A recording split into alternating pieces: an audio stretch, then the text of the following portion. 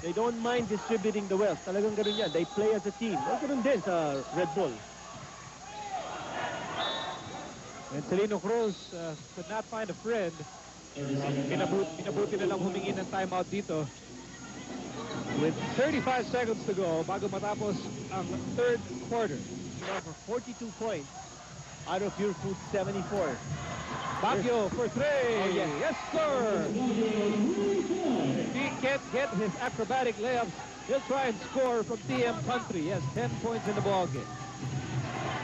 19 seconds to go bago matapos ang third quarter. 8 points ang hinahabol dito ng Red Bull. 14 to shoot para sa Pure Foods. And James Carlos Yap with a TM threat. All that execution. They wanted the ball in his hands to take that three-point shot, and they did it. And Sharma, soft touch, no go. Baguio with a putback. Under 1 second remaining, at ibabato na ito ni James. Yeah! That's going to end the third quarter of the play. Naman pa rin ang Pure Foods dito, 77-68 at the end of 3 quarters. Dito sa Cuneta Astrodome, Nico Halili kasama si El Dictano, Quinito Henson, Margo Vargas. And sports-loving men and women of ABC Sports. Larong. This is going to be a 4-point play opportunity for Junti Valenzuela. What a way to start the fourth period. Si Larong, bunot yun ni Coach Ryan Gregorio committing his 5th personal foul. 5th na ba yun? Actually, it's his Pangalim? 6th. Okay. So, tapos na rito si Larong. So, TM 3 for Junti. Wait a minute. But there's a technical foul against Junti for second motion. Wait a minute. So, Ano ba nangyari dito?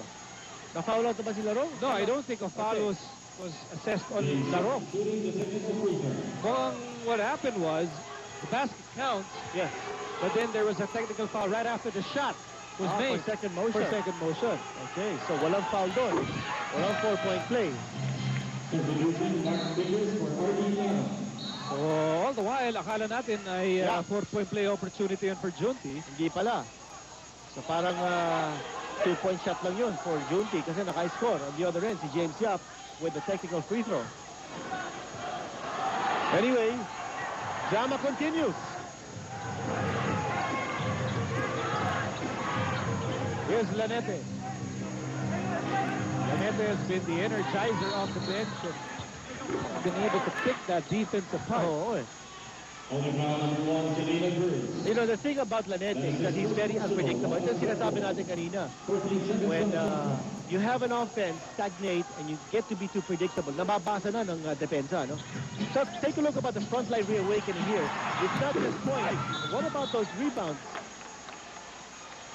Ang dahil na no? That's 27 total rebounds. 27 total rebounds by the 3 frontliners. Ang Red Bull, meron lang 29. Kaya ang laking bagay. Yung frontline ng Pure Foods here, reawakened in Game 3. Here's Salvador. Hosting up Cyrus Baguio. James Yap. Unflappable along the baseline. 25 points for big game James. And you call that ball control. What a way to score for James Yap. By the way, sinabi natin kanina about Kirby Raimundo sitting out the first few minutes of this fourth quarter. That's exactly what is happening. So getting a lot of rest here for Kirby Raimundo. Plus, there's an offensive foul, an illegal pick. And Mick Penisi. At panglima na yan ni Mick Penisi. That's why he has to step out of the ball game.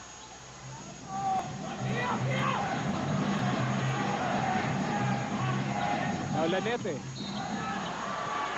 Holding foul against Celino Cruz. You know, nobody from the Red Bull backcourt has been able to keep it safe with Lanete. You know, Lanete's brilliant play has kept Roger Yap on the bench. That's right. And, you know, you talk about the vaunted bench strength of Red Bull. Without Mahorda and Topex Robinson still not able to play, yung kanilang bench strength, we don't need so much in this game. Nasa maunang bahagi pa rin tayo ng fourth and final quarter. It is Rayback. 4-3. That was a bit short. And Rayback has not scored a single 3-point shot in this game. He's only had 2 points, both points from free throws. Yep. James Yap slices through. Oh, what a move. Oh! Woo! He is the man of a million moves. James Yap, nakita niya. Si Rayback on the switch. He felt he could run rings around Rayback, and he did. Oh, getting it right back. Valenzuela answers back quickly. Keep this Parroquian and Pure Foods crowd out of the game. But right now, Pure Foods doing a lot of things to keep Red Bull in check. Here's Lanete. Step back. No go. Adugol. Reset. And Lanete for through. He just missed the shot.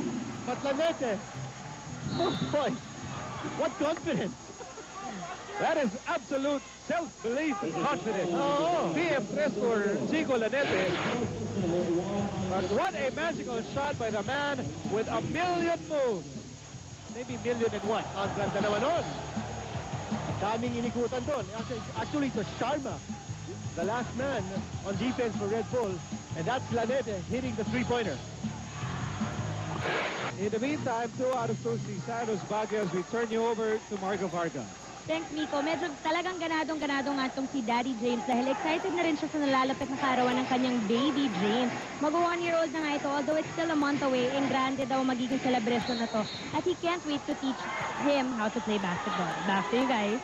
Ganda naman na report ni Marga, ha? That's right, 1 month away na. Yung kaarawan ni baby James.